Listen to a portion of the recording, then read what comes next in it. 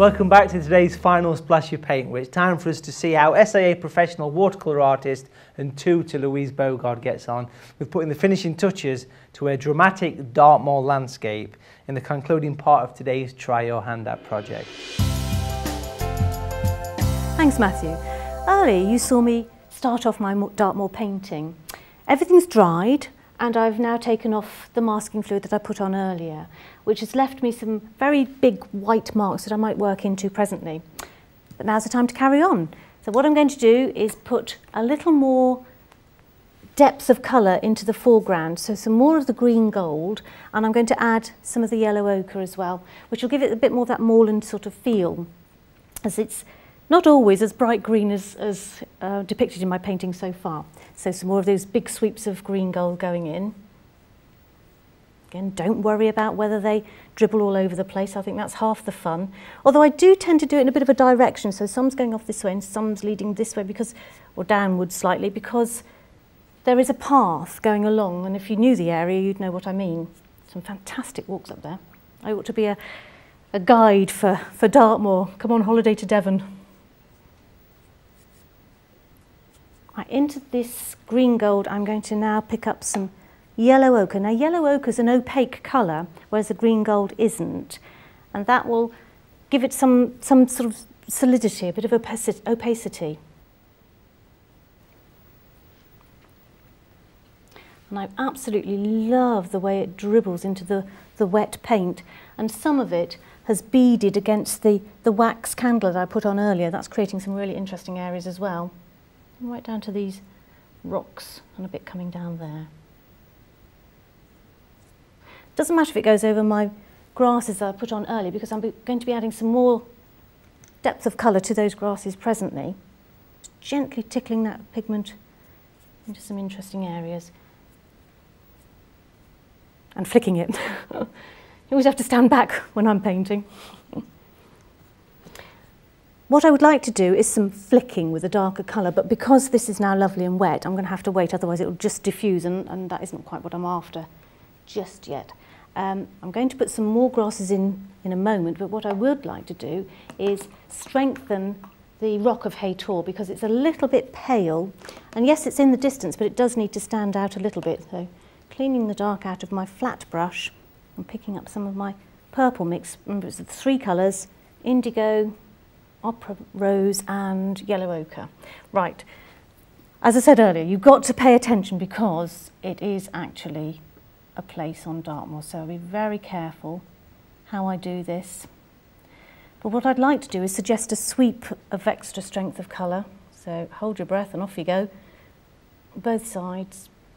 It adds a little bit of extra distance to the painting, to the distance in your picture. Clean off a lot of that pigment and soften that edge. I don't want it to be a hard edge. As I said earlier, I really am not a fan of hard edges. Yep, that's fine.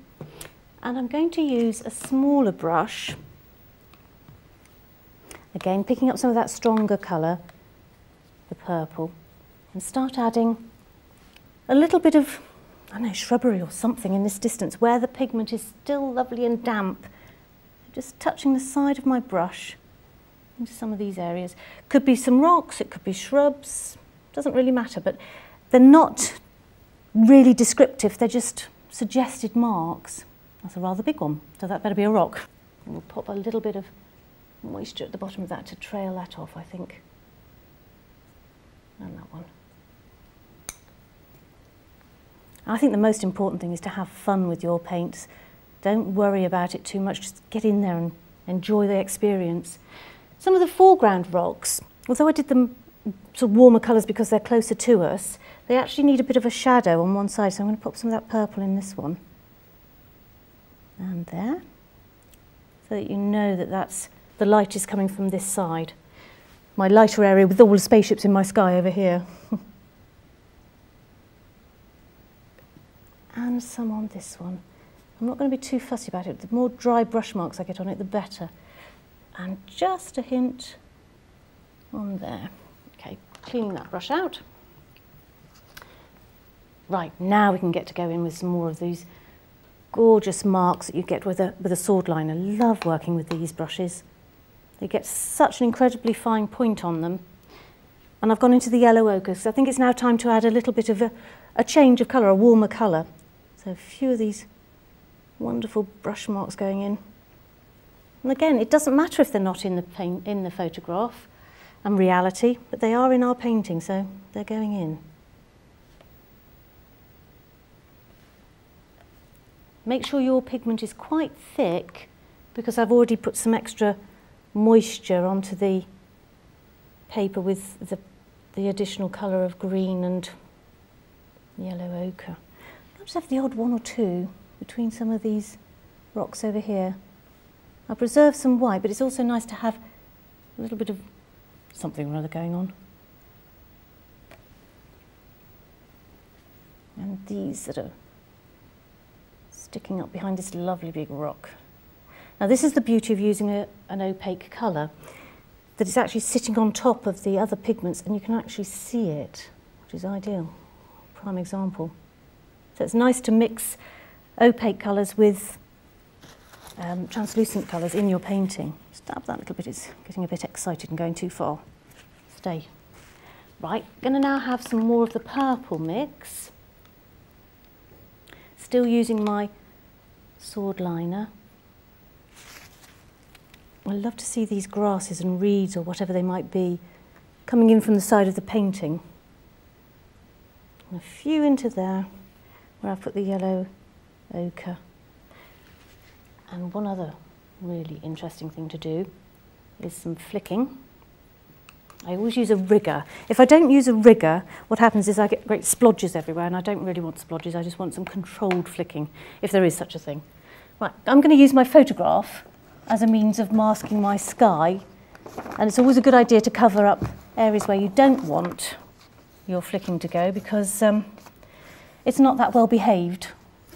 It likes to just go absolutely everywhere. So if I manage to get my clip on there, that's it. And now what I can do is I hold my hand flat and quite close to the board and flick really hard, and you get some fabulous marks.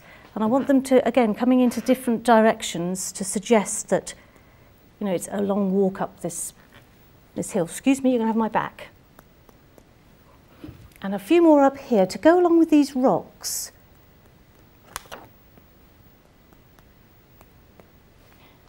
And I think possibly, let's just move that out of the way and have a look. Lost me masking on blue tack. Whether I could do with a little bit more strength on Hator, it's just faded just a little bit too much. So, with a smaller brush, a little bit more of the purple colour. And a little judicious dabbing of more purple will make that stand out just a hint more, not too much more. And soften the edge and trail it out. That's looking better, that's standing out a bit more. I'm going to stand back. It's always a good idea to stand back and assess what you've done so far. And hopefully you like what you've done so far. I'm going to put a little bit more into there, a little bit more interest where that rock is taking shape. So I'll have some stronger marks, I think. And I think along here we could do with some stronger flicking. I'll risk not putting the photograph. Adds that little bit of extra texture and movement in your painting. And possibly the odd purple streak in your rocks. That adds a bit more texture to your already interesting rocks with candle wax. A bit more purple.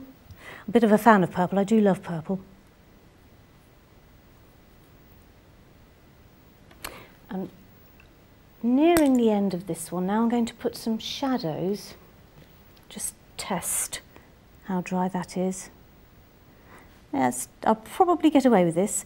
A little bit of a shadow underneath the rocks. Again, I've decided that my light is coming from this side, so there needs to be a shadow on the left-hand side of the rocks. If I start over here, That's going to be a little bit too wet, so I'll go here to start with. Your shadows need to mirror the shape of your rock within reason. Don't get too hung up on it. That one's going to be far too wet, so I'll come down here. In fact, I'll take a little bit of that pigment off.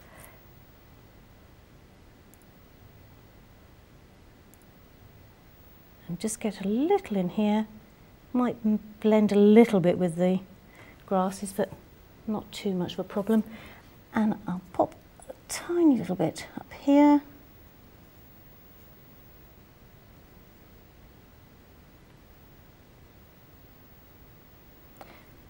And I think that's about all the painting I'm going to do. Again, I'm going to step back and have a look what's happening. And what's really wonderful, I think, at the end of a painting is to take your paper, your gummed paper, whatever it is, off the edges, some form of masking, to create a border. And there you have Moorland Mayhem. I hope you'll have fun and have a go at doing this as well. Thank you. Stunning techniques there, Louise. You certainly captured Dartmoor's spectacular good looks and rugged landscape. Well, folks, I hope that today's project has inspired you to have a go at creating your own stunning landscape. And remember, we're always interested in seeing and hearing how you get on. Whatever your artistic ability, simply visit the SAA website for details and how you can interact with one of the largest online art communities. Well, now it's time to answer a few of your artistic questions, but before we do that, let's just give a cheeky little reminder about our exciting competition being run in partnership with the SAA, Society for All Artists. We're giving you a chance to win one of the SAA's lightweight director-style chairs, together with a fantastic fold-out artistic carry case. To be in with a chance of winning, all you have to do is answer this simple question: what is plein air painting? Is it A, painting clouds and skies, B, painting outdoors, or C, painting in a non-fussy style? To enter, simply answer A, B or C and email a splashofpaint@saa.co.uk, marking your entry as summer competition together with your name and contact details. Closing date for receipt of all entries is 12 noon on the 12th of August, and the lucky winner will be selected at random and announced on air on the 26th of August. So remember to tune in on Bank Holiday Monday, and good luck. Now it's time to solve a few more of your artistic dilemmas, and our first question: does hardboard need priming before painting oils on it? Well, the simple answer is yes, because it needs a surface to bond to. And the great thing about using primers is that you can create your own texture. You can have it smooth or as rough as you like. If you paint looser, then you might want a rougher surface. Second question: when painting watercolour, is there a way to stop hard lines appearing, and would using a blender medium brush help? It depends what you mean by hard lines, because if you want a crisp, sharp focus on something like a building, then hard lines work great. If you want a soft, distant mountain, then do this while the paper's damp, or even wet the paper first, then put it on, and that'll give you a soft edge. But once watercolour paint is actually dry, it's quite easy to actually go back into it with a blending brush or any watercolour brush and just dampen it, dab it on tissue and just lightly soften the edge, and get a bit of tissue and just dab it away. And that's what I do all the time in my watercolour paintings. Well, folks, we hope you've enjoyed getting closer to some of your favourite TV artists, and that we've encouraged you to try something new. Join us next time for more inspirational advice and top tips to support you on your artistic journey, whatever your ability. Whether you're a beginner, improver or professional, discover more about the full range of SAA membership benefits available to bring a bigger splash of paint into your life. Visit www.saa.co.uk for details.